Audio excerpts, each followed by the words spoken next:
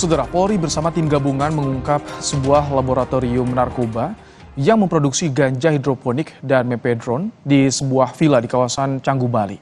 3 warga negara asing dan 1 WNI ditangkap. Bawa tanah. Perlu bahan rilis aja ntar. Gue dibutuhin tempat aja.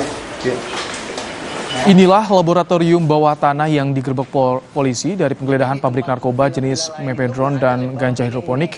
Dari tempat kejadian ditemukan sejumlah barang bukti berupa alat cetak ekstasi, hidroponik ganja, mepedron, kokain, dan berbagai macam peralatan laboratorium pembuatan mepedron.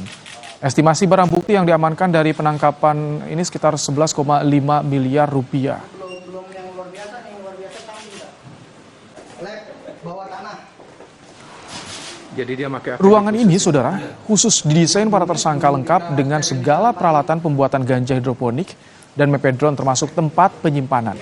Villa ini awalnya tidak memiliki ruangan basement, namun setelah menyewa villa sejak bulan September 2023, para tersangka mendesain villa dengan membuat ruang bawah tanah beserta laboratorium.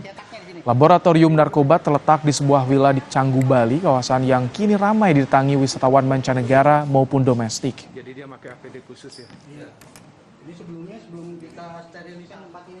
Dalam pengembangan ini modus sebenarnya dilakukan para tersangka membangun clandestine laboratorium di tengah pemukiman penduduk dengan tujuan untuk menyamarkan perbuatannya. Kalau kita lihat bangunannya semua sama, tetapi yang bersangkutan sudah memodifikasi villa yang mereka tempati dengan membangun pabrik di lantai bawah, di basement. Polisi menangkap 4 tersangka, 2 warga Ukraina berperan memproduksi narkoba, 1 warga Rusia memasarkan hasil produksi narkoba, dan 1 tersangka warga Indonesia adalah DPO dari kasus laboratorium narkotika di Sunter yang berperan sebagai kurir dari jaringan Freddy Pratama. Para tersangka menjual narkoba melalui forum darknet dan transaksi salah satunya menggunakan mata uang elektronik kripto.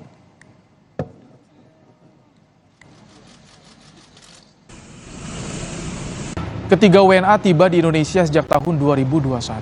Namun pada tahun 2023 ketiganya mengajukan alih status menjadi pemegang izin tinggal terbatas sebagai investor.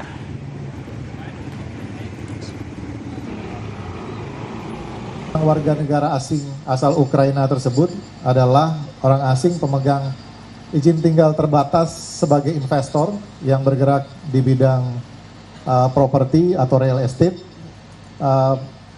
Izin tinggal terbatas terhadap kedua orang tersebut diajukan pada tahun 2023, tepatnya 24 Maret.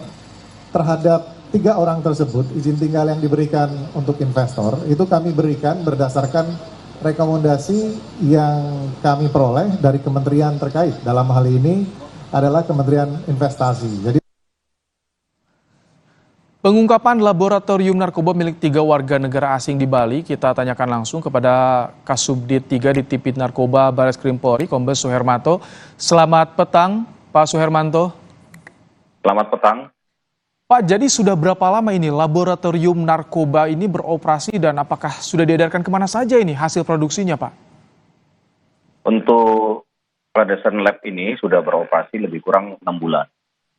Dan wilayah pemasarannya, karena dia mengedarkan melalui online, mungkin saja bisa di luar Bali, namun yang baru kita deteksi masih di dalam wilayah Bali. Ini tersangka berhenti di 4 atau masih ada pengembangan mengejar tersangka lainnya, Pak Suhermanto?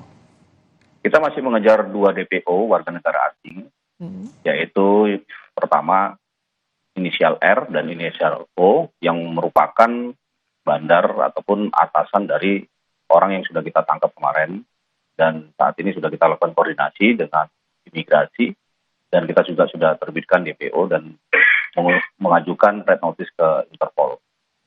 Tapi kalau inisiator yang berperan sebagai otak untuk meng-create laboratorium ini sudah ditangkap, atau itu yang masuk DPO juga, Pak Suhermanto? Itu yang masih DPO, dan kalau dari data perlintasan masih berada di Indonesia, masih di Bali ya, tapi masih kami lakukan pengejaran sampai sekarang. Dan kami sudah lakukan koordinasi dengan imigrasi dan bea cukai. 6 bulan sudah beroperasi, sudah diedarkan ke Bali dan juga luar Bali. taksiran gambaran nilai transaksinya berapa sejauh ini Pak Suhermanto?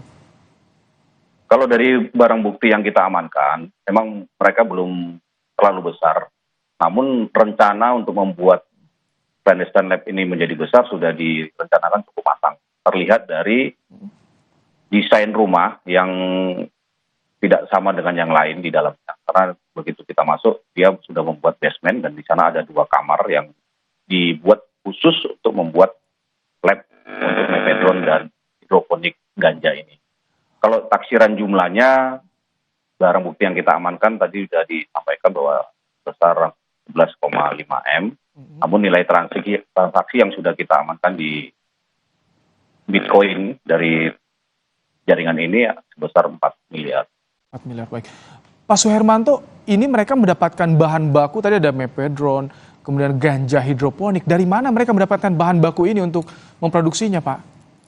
Kalau dari keterangan para tersangka, mereka mendapatkan ini melalui marketplace.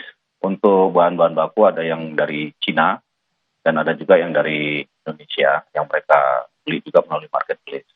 Jadi dari mulai bahan-bahan kimia sampai dengan alat cetak mereka beli melalui marketplace. Bahan baku dari Cina, dari Rusia, itu diinvestigasi juga nggak Pak? Kenapa bisa masuk? Nah ini merupakan modus baru dari para bandar seperti yang kami tangkap di clandestine lab Sunter, mefedron juga, bahwa mefedron ini dibuat dari beberapa bahan kimia yang tidak masuk dalam kategori daftar prekursor, daftar narkotik. Jadi mereka sengaja membuat supaya petugas tidak bisa dikelabuin sehingga barang-barang ini bisa masuk ke Indonesia tanpa ada pemeriksaan. Tapi termasuk ganja hidroponik mungkin itu banyak orang yang belum tahu seperti apa bahayanya, kemudian juga apa ini modus baru juga soal ganja hidroponik ini, Pak Suhermanto? Kalau ganja hidroponik yang kami amankan, secara fisik, secara bentuk, hampir sama dengan ganja yang ada yang tumbuh di Indonesia. Hanya bedanya, ganja yang sekarang ini yang hidroponik, dia jenisnya merambat. Kalau ganja yang dari Aceh kan pohonnya batangnya keras, kalau ini dia merambat. Dan bibit ganjanya ini juga dibawa tersangka langsung dari Rumania secara hand carry. Berarti sama, tadi mendapatkan dari marketplace juga bibit ganjanya, Pak? Kalau bibit ganjanya dibawa langsung hand carry. Langsung. Ya. Itu bisa lolos dari Rumania ke Indonesia, bisa lolos Pak ya? Ya faktanya demikian. Faktanya bisa lolos dan sudah beberapa kali dia memasukkan bibit ganja dari Rumania secara hand carry. Oke. Pak, kenapa mereka membuat laboratorium di Canggu, Bali? Ini pemilik villa tahu tidak, Pak? Pemilik villa ini kan disewakan dari tangan ke tangan. Kalau dari keterangan yang mengelola saat ini bahwa DPO yang sekarang kabur itu sudah menyewa villa ini selama 25 tahun. Nanti akan kita lakukan pemeriksaan lebih dalam terhadap pemilik villa dan orang-orang yang terkait dengan sewa-menyewa villa tersebut. Tapi untuk didesain basementnya menjadi laboratorium baru di tahun 2023, Pak Suhermanto ya? Kalau desainnya saya rasa lebih belum tahun 2023, karena kan dia menempatin di tahun 2023, berarti kan membangunnya mungkin sekitar 2021. Oke, baik. Ini dari 2021 WNA masuk ke Indonesia sebelumnya, Pak, WNA yang tersangka ini. Terus mengajukan kitas di ACC. Ya. Itu seperti apa kronologinya sampai akhirnya dengan kitas ini dia memproduksi narkoba ini, Pak? Memang mereka masuk ke Indonesia dari data keimigrasian. Mereka merupakan investor di salah satu tempat usaha restoran di Bali dan juga di properti. Ya. Oh baik. Terakhir Pak, ini proses hukum bagi WNA akan di Indonesia atau bagaimana? Pasti tetap kita proses di Indonesia. Baik. Ancaman hukumannya hukuman mati. Baik, terima kasih Kombes Suhermanto, Kasubdit 3 Dirtipid Narkoba Bareskrim Polri telah menyampaikan informasi terkini dalam program Kompas Petang sore hari. Terima kasih Pak Suhermanto. Saudara, usai jeda, 50 warga meninggal dunia akibat musibah banjir lahar hujan Gunung Merapi, Sumatera Barat. Tim SAR gabungan masih mencari korban hilang dan meninggal dunia.